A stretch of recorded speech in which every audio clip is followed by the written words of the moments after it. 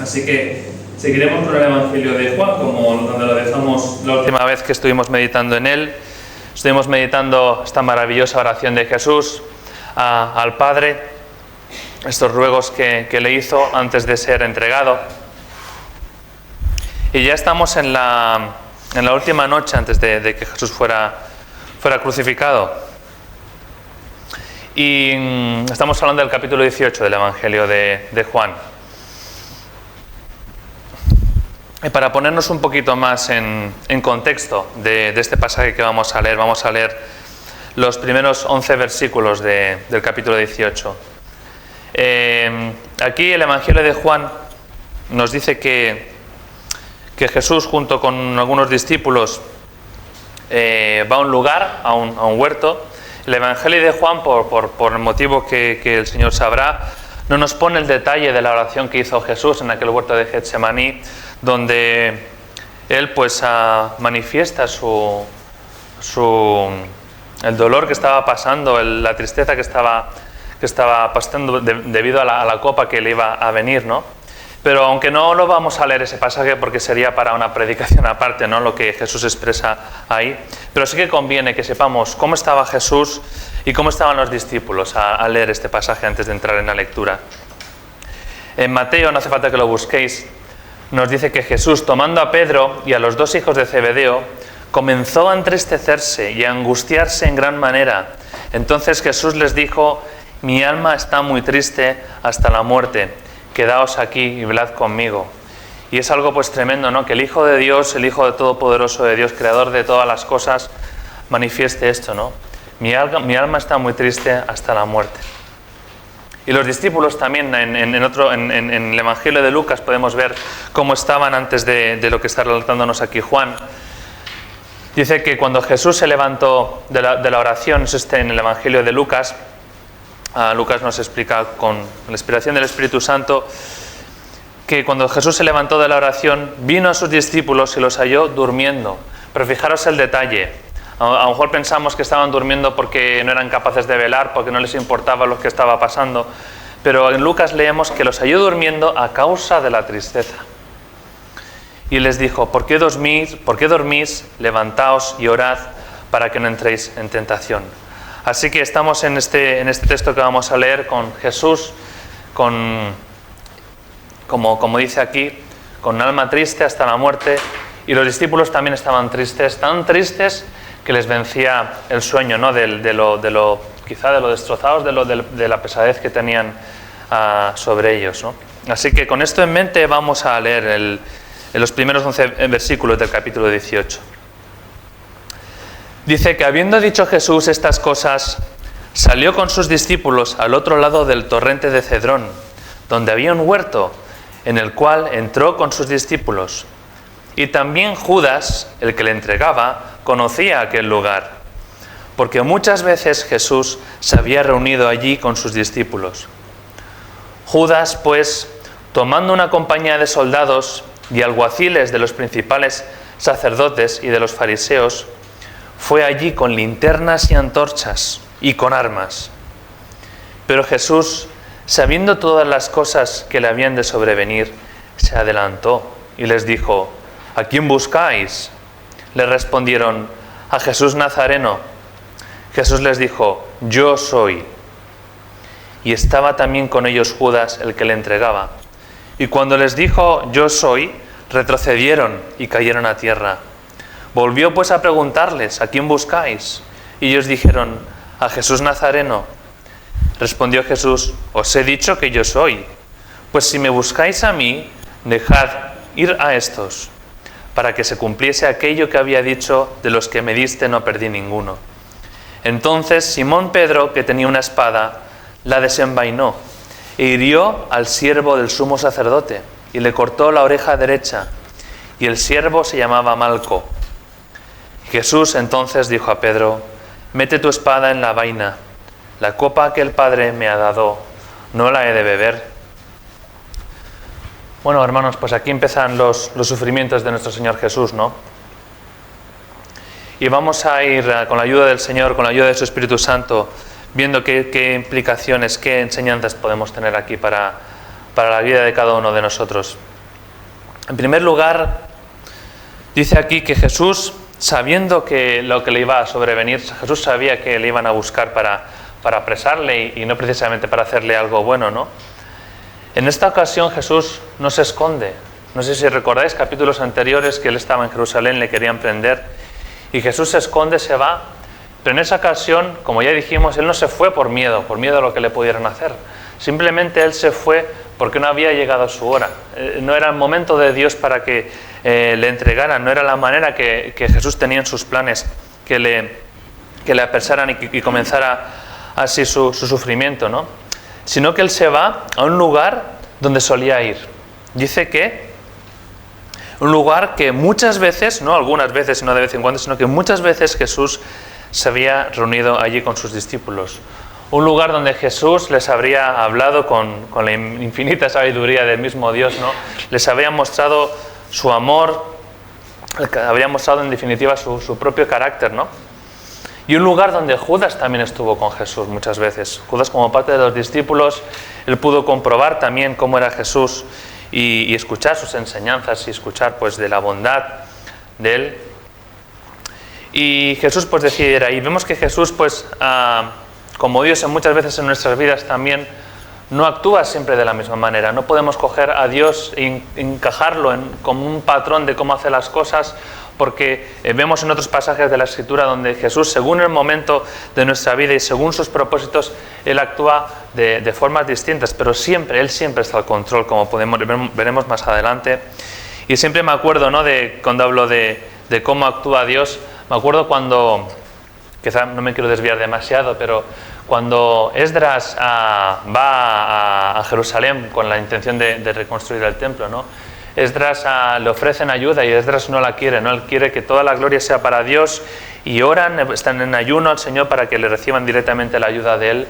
Pero sin embargo, años más tarde, Nehemías, un contemporáneo suyo que también fue a Jerusalén, en este caso con el propósito de reedificar la ciudad, sí que el rey le pregunta a Nehemías, ¿qué necesitas? Y Nehemías no le rehúsa la ayuda porque en ese momento Dios quería que la ayuda le viniera a través de otra persona. Entonces aquí Jesús, que en otra ocasión se había escondido, no nos tenemos que fijar, es que Jesús se escondía, no, era que el propósito del Señor en ese momento era que no le prendieran. Pero ahora sí, así que Jesús no se esconde y se va para allí.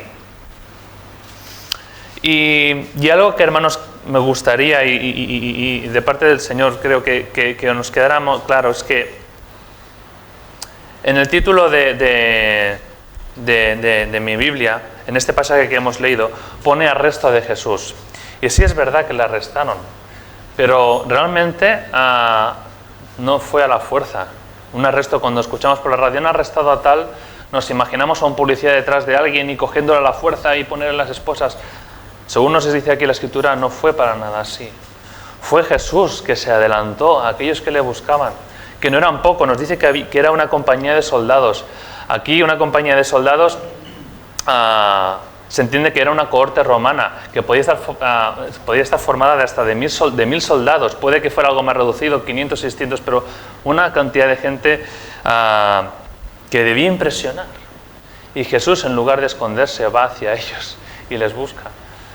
No sé, hermanos, ojalá a vosotros os pase, pero a mí me hacía mucho más consciente de que fue Él que se entregó. Nadie le quitó la vida, ya desde el primer momento. Él se va a ellos, le dice, Jesús, ¿quién buscáis a Jesús?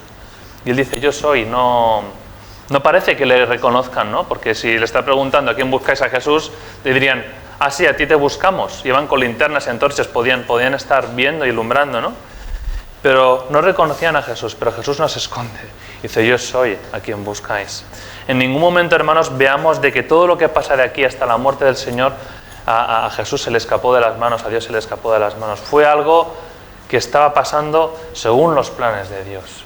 Y pensar, hermanos, que todos los sufrimientos que vamos a estar leyendo hasta el final, Jesús y Dios sabía lo que le esperaba, es algo que a mí me estremece, la verdad, ¿no? Y que podamos tenerlo en cuenta cuando más tarde participemos de los símbolos, ¿no? Él se entregó. Le prendieron, sí, pero fue él el que se fue a presentar, ¿no? No le sorprendieron a él. Y cómo reaccionan, ¿no?, esas personas cuando el Señor dice yo soy. Jesús no dejó en ningún momento de ser Dios. Y el hecho de que les dijera el yo soy les tiró a tierra. Dice que se cayeron para atrás.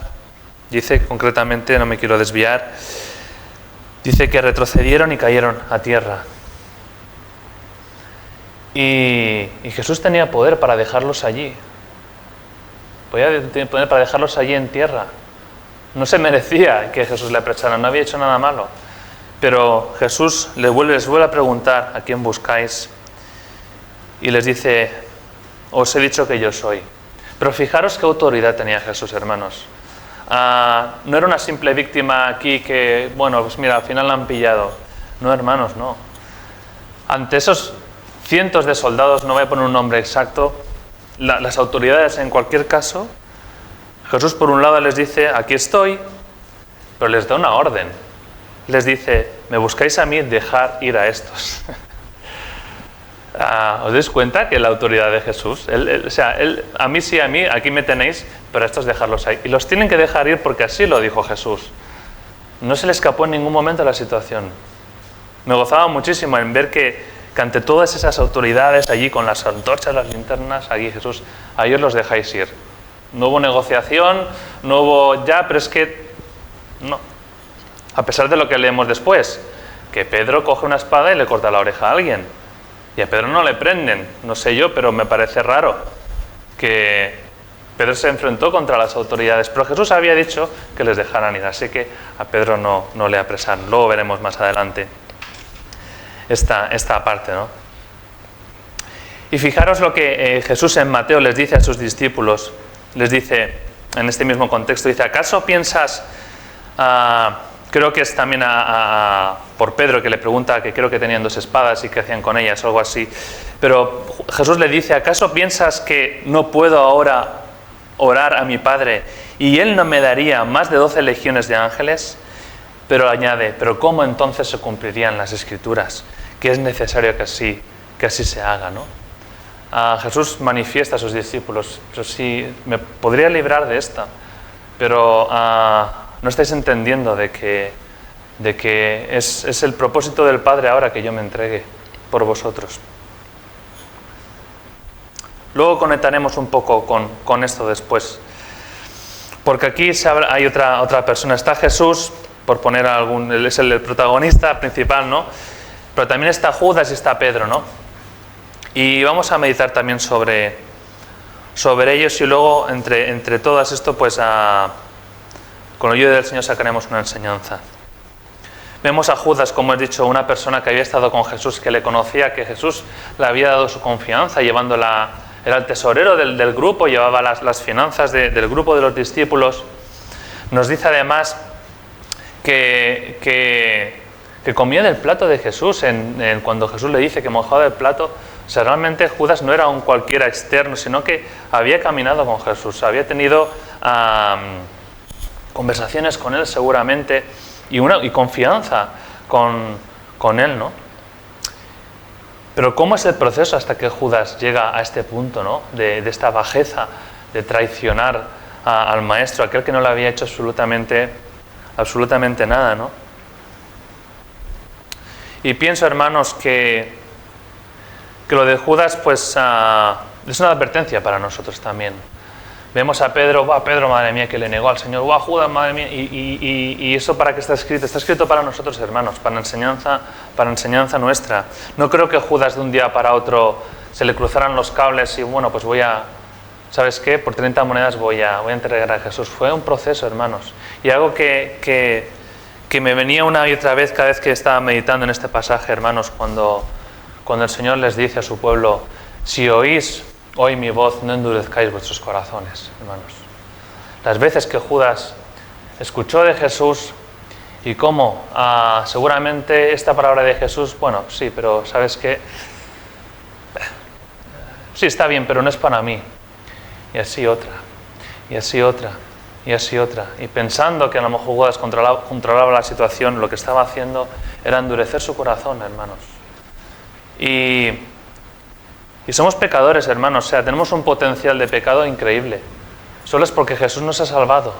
Así que algo que también que resuena en nuestras mentes, si hoy oímos la voz del Señor, no endurezcamos nuestros corazones. Pienso que es un versículo que tendríamos que tenerlo en los marcos de las puertas, como dice, ¿no? y leerlo. Si hoy escuchas la voz del Señor, no endurezcas tu corazón. Esa advertencia, hermanos, que quizá no tenga si no le hacemos caso, no va a tener una consecuencia inmediata, pero estamos en un proceso.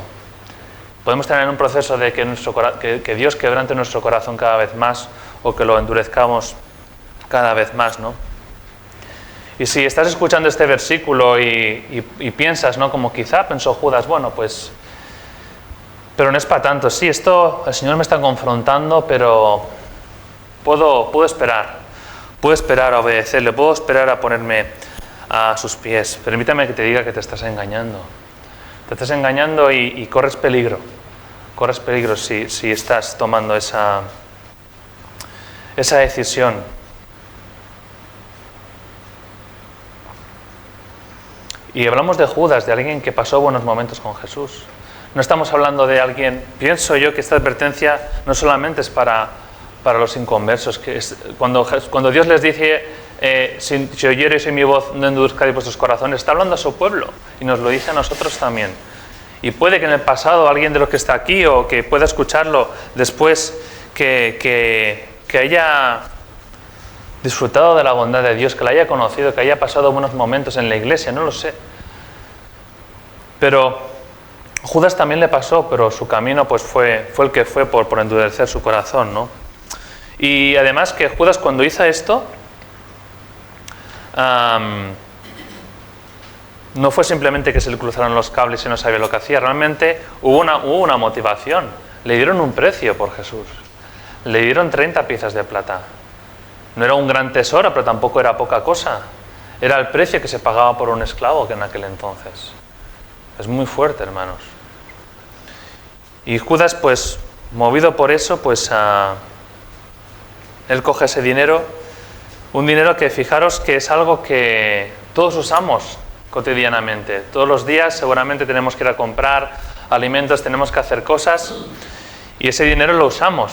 O sea, Judas no entregó a Jesús por algo, no sé, muy inalcanzable, sino que algo que le venía bien. Entonces, que examinemos nuestros corazones, hermanos, y que no endurezcamos cuando a lo mejor por pequeñas cosas cotidianas de la vida, ya sea dinero, sea tiempo, sea lo que sea, vamos endureciendo nuestro corazón.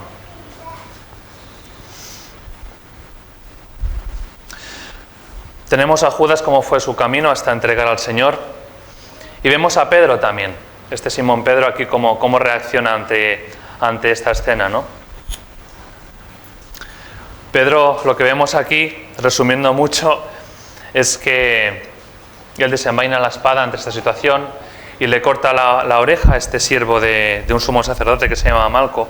Y como nos dicen en Mateo y Marcos, por ejemplo, dice que después de esto todos los discípulos, dejando a Jesús, huyeron, ¿no? O sea, Pedro desenvaina la espada, le corta y luego se pone a huir, ¿no? Y permitirme especular un poco con esto que hace Pedro, ¿no? ¿Recordáis de qué oficio era Pedro? Antes de pescador. No me imagino a un pescador pescando con una espada. Ellos pescaban con redes, no era alguien que seguramente fuera diestro en la espada y que menos llevar una espada encima. No era algo que encaje con su perfil, ¿no?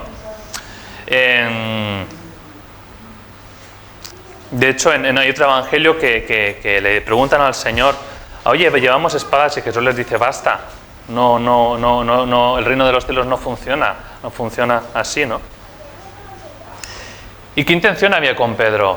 También, permitirme un poco más de especulación, no creo que sea fácil para alguien, incluso diestro, cortar una oreja simplemente, con una espada. Las espadas no eran antes, era una espada pesada, y si te llevabas la oreja te llevabas algo más. Pedro iba a matar al que tenía delante. Era algo muy violento. El otro supongo que le esquivaría lo que sea y le llevaría la oreja. Pero no creo que Pedro fuera El mal que quería hacer era mucho mayor que simplemente cortarle una oreja, ¿no? Así que Pedro tampoco actuó de buenas a primeras. Pedro ya estaba en esa situación, como hemos leído antes. Él estaba triste. En su mente quizá todavía estaba cuando Jesús le quiso lavar los pies y él se resistió. Jesús le había dicho también que le iba a negar y él le dijo, no, yo te voy a seguir hasta la muerte. Si te prenden, yo iré contigo. No digo que no fuera sincero Pedro y que Pedro no amara a Jesús. Simplemente es que él deseaba eso, pero lo estaba enfocando mal, ¿no? Pedro le había prometido fidelidad. Él se había quedado dormido hacía apenas unos minutos a causa de la tristeza que tenía. Y me imagino a Pedro, ¿no? Pues lleno de un coraje momentáneo en ese momento. Ahora es el momento de demostrar a Jesús todo lo que le he dicho. Él no cree en mí de alguna manera, él me ha dicho que le voy a negar, pero nada de esto. Yo cojo la espada y voy y le voy a librar al maestro. En otro evangelio, en otro evangelio, no recuerdo en dónde está, no sé si lo tengo apuntado,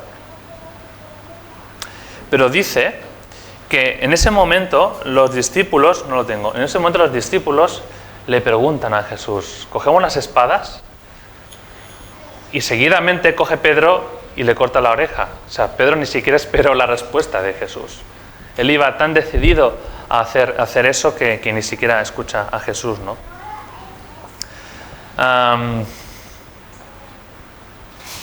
Me recordaba también a otro pasaje, ¿no? Cuando hay unas personas que rechazan a Jesús y están los hijos del trueno, como les llamaba Jesús, y le dicen, Señor, ¿quieres que oremos? Y como Elías, que descienda fuego del cielo y los consuma a todos. Todavía tienen esa mentalidad de ganar a la gente para Cristo, pues con acciones así, ¿no? Con acciones de juicio y es que el Señor Jesús ya lo dijo, ¿no? Él no ha venido para condenar al mundo, vino para que sea salvo por Él, ¿no? Pero ellos estaban todavía en este aprendizaje. Y quizá Pedro, no lo sé, los discípulos que estaban con él, pues podrían ver, wow, qué acto de valentía de Pedro, ¿no? Ahí frente a todos esos romanos, pues qué valiente, ¿no? Cómo amaba a Jesús, que coge la espada y se atreve a hacer eso. Es en Lucas donde dice, Señor, heriremos a espada. Vuelvo un poco para atrás. Dice, Señor, heriremos a espada, y Jesús les dice que, no les dice nada, sino directamente que Pedro les va y le corta la oreja, ¿no? Pero bueno, que podrían pensar, ¿no? Qué valiente era Pedro, ¿no? Ante los ojos humanos podía parecer, pero realmente Pedro ahí estaba siendo desobediente, ¿no? Porque ni siquiera había esperado que el Señor le respondiera. Él quería defender al maestro, quería demostrar que hablaba en serio cuando le había prometido al Señor que le iba a seguir hasta la muerte. Pero él tenía que aprender que sus fuerzas no iba a poder ser. Que él lo que tenía que hacer era obedecer a Cristo y ponerse bajo su autoridad y realmente entender cuál era el propósito de Cristo, ¿no? Y ahí, hermanos, también sacamos, yo al menos veía una advertencia, una enseñanza para nosotros, y que al menos tristemente yo lo veo muchas veces en las redes sociales. Pedro, pues con una intención de defender al maestro, de defender la causa de Cristo, acabó hiriendo a una persona. Acabó hiriendo a una persona que yo no digo que no estuviera involucrada con el arresto de Jesús, era el siervo de sumo sacerdote, pero tampoco era un soldado. Era un siervo allí, y él con esta cosa que tenía de defender la causa de Cristo, pues se llevó por delante a este siervo que se llamaba Malco, ¿no? Y el contraste de Jesús con este siervo, ¿no? Aún en medio de esta situación donde le estaban prendiendo, ¿no? Recordar, o sea, la situación sería de noche con las antorchas, las luces, el ruido que harían los romanos pasando con esto, y aún en ese momento Jesús muestra la gracia a esa persona y le sana la oreja, ¿no? En este pasaje creo que no sale, pero lo podemos ver en otros evangelios que Jesús aún así él mostró su gracia, ¿no? Y qué contraste, ¿no? Pedro quiso salvar a Jesús quitando una vida y Jesús quería salvar a Pedro dando su propia vida, ¿no? Qué diferente es la visión del ser humano a lo que tenía Cristo, ¿no? Y es que, hermanos, con esta reacción de Pedro lo que nos recuerda también es, como dice Santiago, en la ira del hombre no actúa la justicia de Dios. A veces pensamos que estamos llevados a ira por la justicia, es que no puedo soportar esta situación. Pues que sepas que ahí la justicia de Dios, en la ira del hombre, no obra la justicia de Dios. Y podemos llegar a justificar, y es que esta situación no la tolero porque es que va en contra de Dios. Y coges y con tus comentarios, con tus acciones, puedes estar hiriendo a alguien. No estás mostrando la gracia de Dios. Y evidentemente, hermanos y hermanas, nos encontramos con situaciones en este mundo que en un momento dado nos puede hervir la sangre, pero ¿cómo puede decir esto de Dios y tal?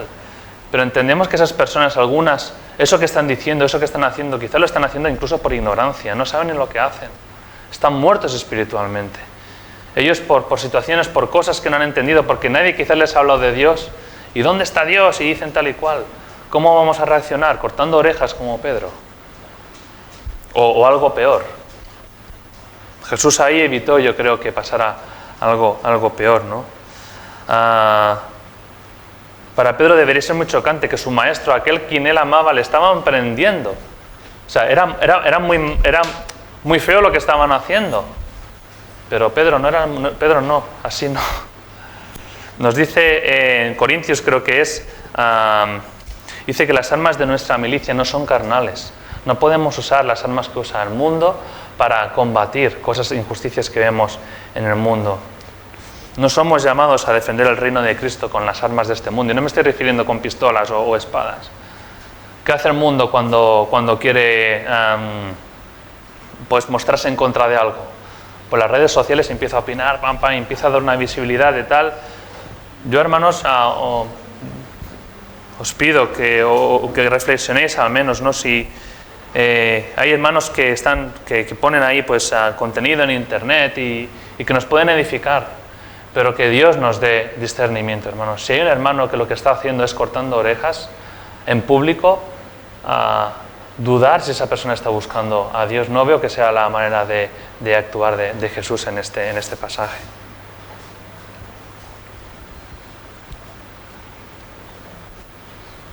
Más adelante en este mismo capítulo Jesús les dice que dice: mi reino no es de este mundo. Si mi reino fuera de este mundo, mis servidores pelearían para que yo no fuera entregado. Fijaros, Jesús estaba aquí en el mundo, pero él está diciendo: yo no soy de este mundo. Si fuera de este mundo, pues haríamos lo mismo. Pues vosotros son 1000, pues nosotros 2000, y nos pondríamos a pelear con ellos. Pero Jesús no toma ese camino. Así que hemos visto a Jesús como todo esto lo está controlando él. El lugar donde iba, a pesar de que le estaban apresando, está dando órdenes a esa cantidad de gente: dejad ir a estos, guarda a Pedro para que no lo apresen. Hemos visto a Judas como, resumiendo mucho, cómo es que llega a esta bajeza, ¿no? A esta traición. Y al final, como nos dicen en otros pasajes, todos los discípulos huyen. Pedro también entre ellos. Nos dice en Mateo que todos los discípulos, dejándole, huyeron. Y así somos, hermanos. Muchas veces queremos huir de los problemas, queremos huir de la tristeza, queremos huir de pensamientos que abruman, queremos huir incluso de nuestro vacío. A veces, cuando no estamos llenos del Espíritu Santo, no sabemos por dónde tirar y huimos, ¿no? A veces, incluso en medio de situaciones complicadas como esta o límite como estas, oramos a Dios que nos libre y pensamos que Dios no nos escucha. Jesús sabía que si le pedía al Padre que le enviara una legión de ángeles, 12 legiones de ángeles, lo iba a hacer. Nosotros no tenemos la visión tan grande como la que tiene Jesús, ¿no? Pero a veces lo que oramos no es que Dios no nos escuche, es que Él tiene otros planes, hermanos. Otros planes en los que Él se va a glorificar. Y que de esa glorificación, ellos al final, Pedro y sus discípulos, fueron inmensamente beneficiados de lo que estaba haciendo Jesús. Iban a conseguir la salvación como nosotros, por la misma obra.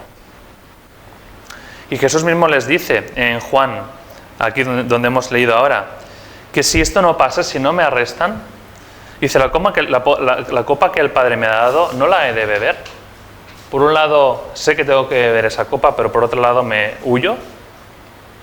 En Marcos también nos dice, hablando de Jesús, mas esto es así para que se cumplan las Escrituras, ¿no? Así que él sabía que tenía que pasar por eso. Y así decidió ir hasta el final, entregarse hasta la muerte. Así que Jesús se entrega a esa aflicción, Él no huye para que nosotros no huyamos tampoco, para que vayamos a Él y le podamos exponer pues, nuestras dudas, nuestros problemas y sobre todo pedirle salvación, ¿no? Pero yo no quiero que nos quedemos no es mi intención que nos quedemos con algo negativo, ¿no? De con Pedro ahí falló, Judas de unido. No es mi intención, hermanos, porque de todo lo que leemos en la Escritura siempre hay un mensaje de esperanza. Y en primer lugar, hermanos, ¿quién eligió a Pedro para ser discípulo de Jesús?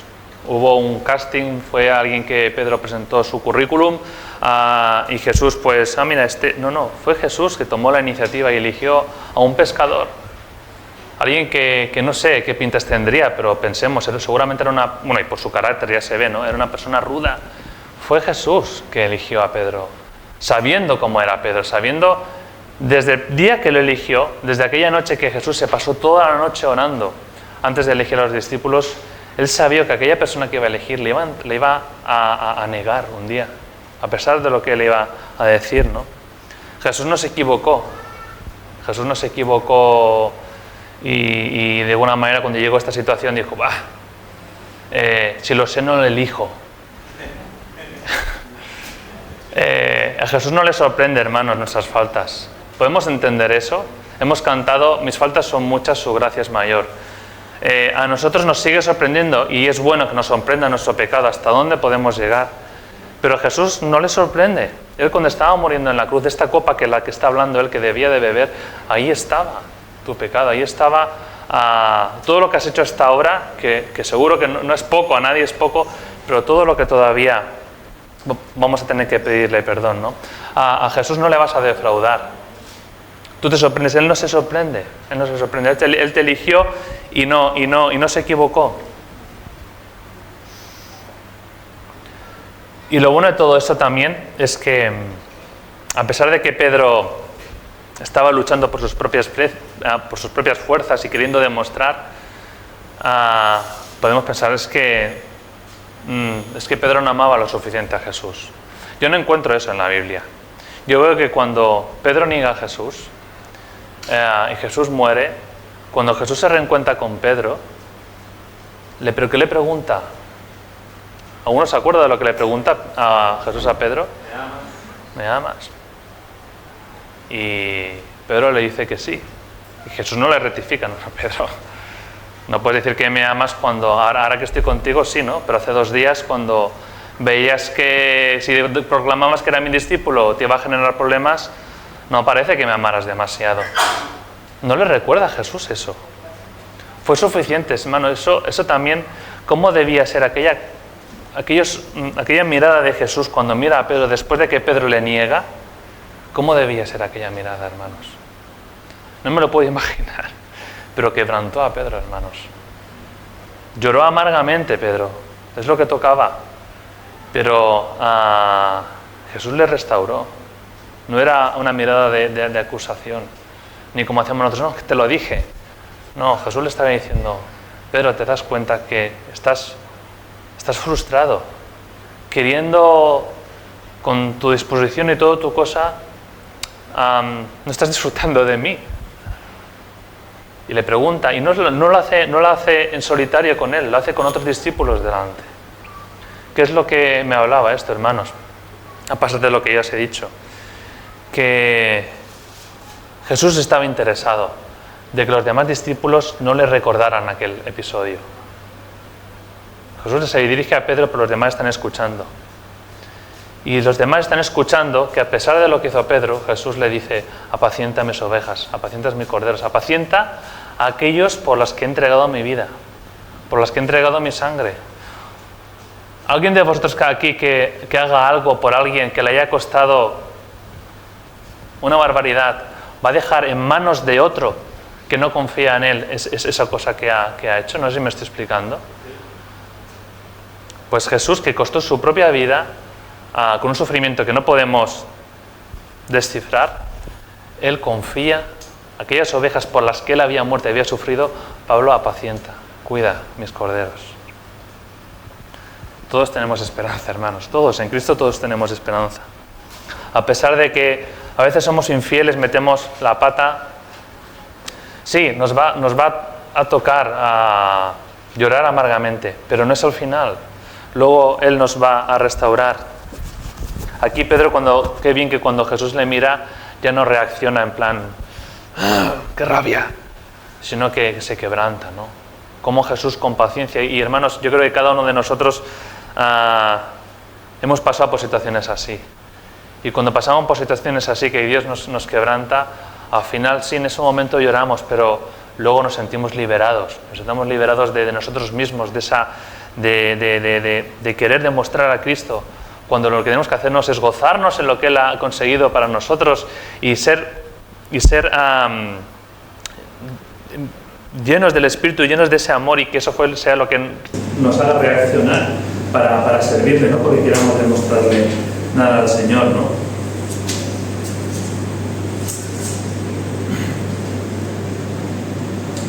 Así que qué bien que Pedro, pues aunque había sido así muy seguramente su proceso de transformación seguiría, ¿no?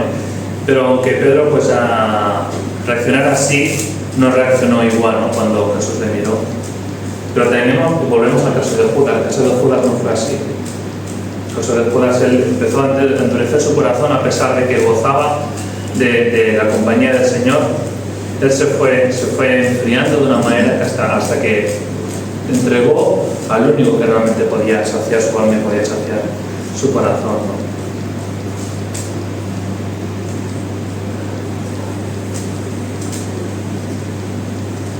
Y piensa, no dejando el tema de Judas, ¿no? Aquí Jesús dice, la copa que el Padre me ha dado no la he de beber. Piensa que si tú le das la espalda a Cristo, esa copa, la copa de todos tus pecados, de juicio, esa copa de juicio la vas a tener que beber un día. Es una oferta, es la obra de Cristo en tu corazón. Si rechazas a Cristo, estás rechazando y no queriendo aceptar que Jesús bebió esa copa, porque esa copa amarga como no nos podemos imaginar. Imaginad lo que es una copa y metéis lo peor de cada uno de nosotros. Nuestro pecado, nuestros pensamientos, las cosas que ni siquiera yo puedo conocer de ti o de ti. Todo está ahí. Y Jesús decidió beber esa copa. Así que no rechaces a Cristo, porque si no, te espera una copa de juicio para ti.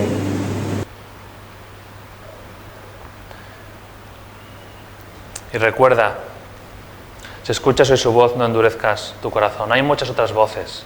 El mundo tiene muchas voces. Nuestra carne también da voces. ¿A quién vas a escuchar? Escucha al único que realmente te ama no solamente porque te lo dice, sino porque lo ha demostrado. Bueno, que el Señor pues hable en nuestros corazones como lo ha hablado con el mío, que Jesús restaura lo irrestaurable.